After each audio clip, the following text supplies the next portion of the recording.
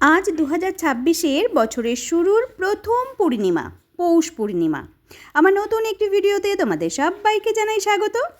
গতকাল সন্ধ্যায় এক ভিডিওতে দেখলাম ও জানলাম আজকের দিনে ঠাকুরকে পুষ্প অভিষেক করলে যেই পুষ্পের দ্বারা অভিষেক করানো হয় সেই পুষ্প অর্থাৎ ফুল গাছ যিনি লাগিয়েছেন, তারপর যিনি বিক্রি করছেন বা গাছ থেকে তুলে আনছেন, আর যিনি অভিষেক করাবেন, সবাই ঠাকুরের কৃপা লাভ করবে।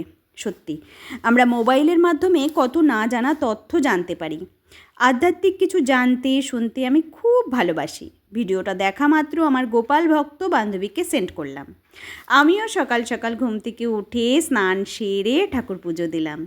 আজ সুন্দর করে পুজো দিয়ে এত ভালো লাগছে। যদিও পুজোটা সবাই সুন্দর করেই দিতে চায়, মন থেকে ভালো মতোই দিতে চায়, কিন্তু প্রতিদিন তাড়াহুড়োর মধ্যে কোনো দিন একটু এদিক ওদিক হয়েও যায়। তবে আজ ভীষণ মনটা শান্তি লাগছে, ভালো লাগছে। ঠাকুর পুজো দিয়ে এবারে চলে আসলাম রান্নাঘরে।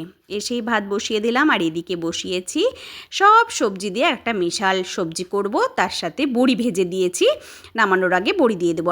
আর বানাবো পালং পনির। এবছর শীতে এই ফার্স্ট টাইম পালং পনির বানাচ্ছি। এখনও আমার সকালে চা খাওয়া হয়নি। সবজিটা একটু ঢাকা দিয়ে এবারে খেয়ে নিচ্ছি চা। গতকালকের রুটি দিয়ে রুটিটা একটু গরম করে নিয়েছি। সকালের চাটা এইভাবেই হুটোপাটির মধ্যেই খেতে হয়। ভাত উপর দিয়ে সবজিটা গ্যাসটা কমিয়ে দিয়ে এবারে যাব হলুদগুলো রোদে দিতে। প্রায় কয়েকদিন যেন রোদ ওঠেনি, তাই এই হলুদগুলো এখন রোদ উঠেছে, রোদে দিতে যাচ্ছি। এখানে জামা কাপড়গুলো একটু উল্টে পাল্টে দেবো। সেই সকালে স্নান করে নেড়ে দিয়ে গেছি। শীতকালে বারবার ছাদে এসে এটাই একটা বাড়তি কাজ করতে হয়। এবারে পালংগুলোকে পেস্ট করে নিলাম। এখানে ধনেপাতাও পেস্ট করা হয়ে গেছে, পনিরও কাটা হয়ে গেছে। বানিয়ে নেব পালং পনির। তো গল্প করতে করতে হয়ে গেল আমার রান্না। আজকের ভিডিও এখানেই শেষ করছি। আজকের মতো টাটা।